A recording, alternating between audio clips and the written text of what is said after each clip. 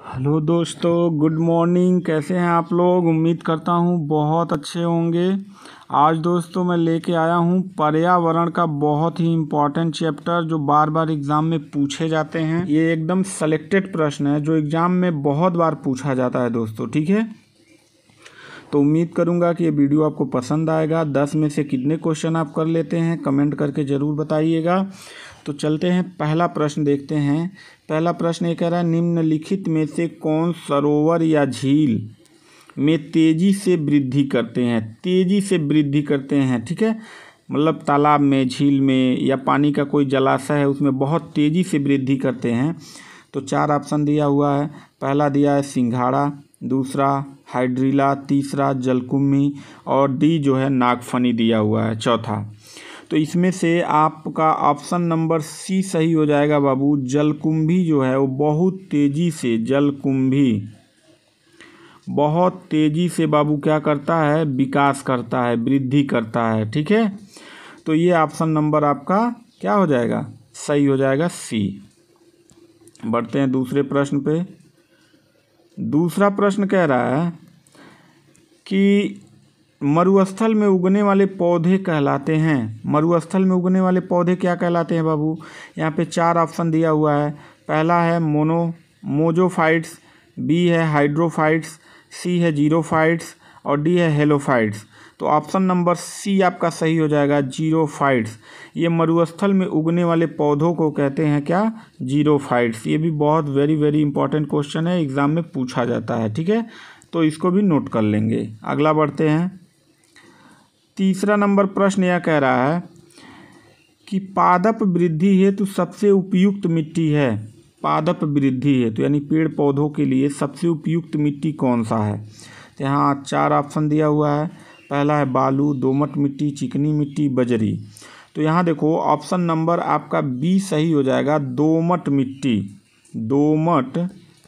दोमट मिट्टी ये आपका ऑप्शन सही हो जाएगा, ठीक है। दोमट मिट्टी सबसे उपयुक्त मिट्टी मानी जाती है पादप वृद्धि के लिए, ठीक है। चौथा क्वेश्चन देखते हैं। चौथा क्वेश्चन कह रहा है कि निम्नलिखित में से कौन सा कारक किसी स्थान की वनस्पति निर्धारित करता है? ठीक है, मतलब कौन सा ऐसा कारक है जो किसी स्थान की वनस्पति को निर्धारित करता है। तो यहाँ देखिए ऑप्शन ए दिया प्रकाश, बी वर्षा, सी मृदा और डी मृदा जल। तो ऑप्शन नंबर बी आपका सही हो जाएगा। वर्षा किसी वनस्पति को क्या करता है? निर्धारित करता है, ठीक है। तो इस प्रश्न का उत्तर बी ऑप्शन सही हो जाएगा।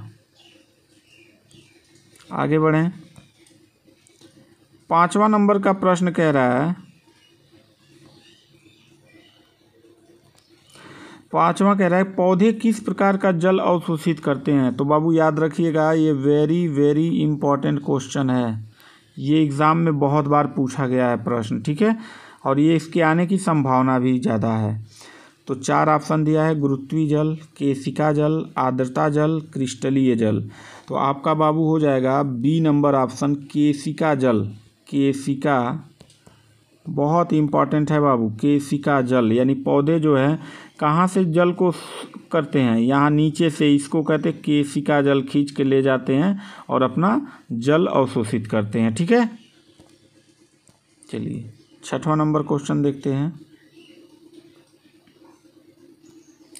6वां नंबर प्रश्न यह है कि अधिक वर्षा वाले उष्ण क्षेत्रों में भारी वर्षा होती है अतः वहाँ वन होते हैं।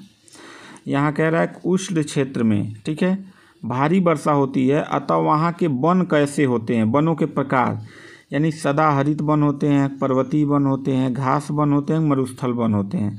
तो ऑप्शन नंबर ए आपका सही हो जाएगा, सदाहरित वन होते हैं।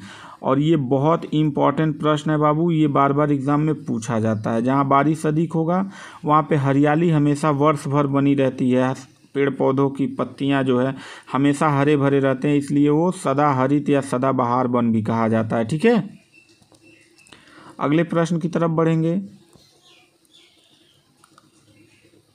अगला प्रश्न यह कह रहा है कि वायुमंडल का वह क्षेत्र जिसमें बादलों का बनना, बिजली का कड़कना, तूफान व आंधियों का होना पाया जाता है। अर्थात मौसम संबंधी सारी घटनाएं जहाँ पे होती हैं उस मंडल का नाम पूछ रहा है, वायुमंडल का। ठीक है, तो ये देखो 4 वायुमंडल के नाम यहाँ दिया है, समताप मंडल, क्षोभ मंडल, मध्य मंडल, आयन मंडल।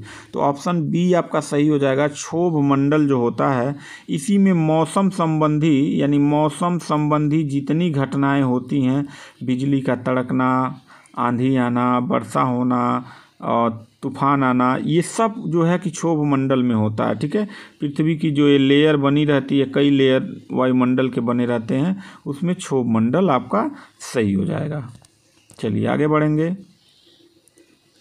8वां क्वेश्चन ये कह रहा है कि बृहद जलाशयों में अधिकतम तापमान होता है, यानी बड़े जलाशय हैं उसमें तापमान होता है।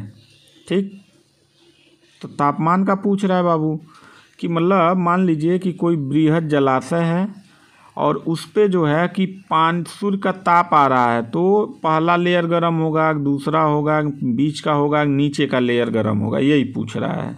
ठीक है, कह रहा है ऊपरी स्तर में, तल स्तर में, मध्य स्तर में, तीनों स्तर में। तो कहाँ पे सबसे ज़्यादा गर्म होगा बाबू? सबसे ज़्यादा गर्म तो ऊपरी स्तर में ही होगा ना, तो ऑप्शन आपका सही हो जाएगा ए। ठीक है, ये ऑप्शन आपका सही हो जाएगा। चलिए आगे बढ़ेंगे। 9 नंबर का प्रश्न देखते हैं बाबू। मृदा में उपस्थित अपक्षयित होते कार्बनिक पदार्थ को कहते हैं। ठीक है, ये भी question very very important question है बाबू। ये एग्ज़ाम में आपसे पूछेगा और ये कई बार पूछ भी चुका है। ठीक है, ये वेरी वेरी इंपॉर्टेंट क्वेश्चन, याद रखिएगा।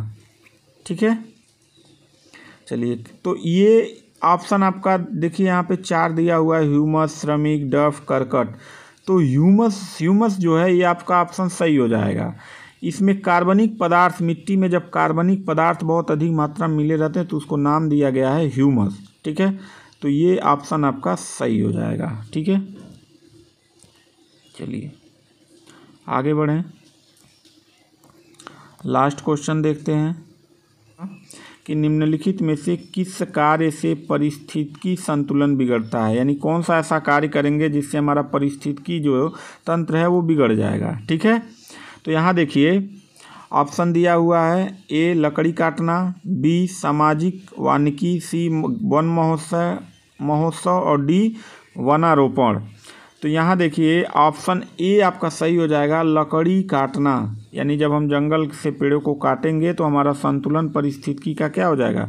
बिगड़ जाएगा। तो ये भी इम्पॉर्टेंट क्वेश्चन है, ये भी एग्ज़ाम में पूछा जाएगा। तो ये कुल था बाबू 10 प्रकार के प्रश्न थे और ये प्रश्न जो है बहुत ही इम्पॉर्टेंट और सेलेक्टेड प्रश्न है। वीडियो आपको कैसा लगा कमेंट करके बताइएगा। मिलते हैं नेक्स्ट वीडियो में। तब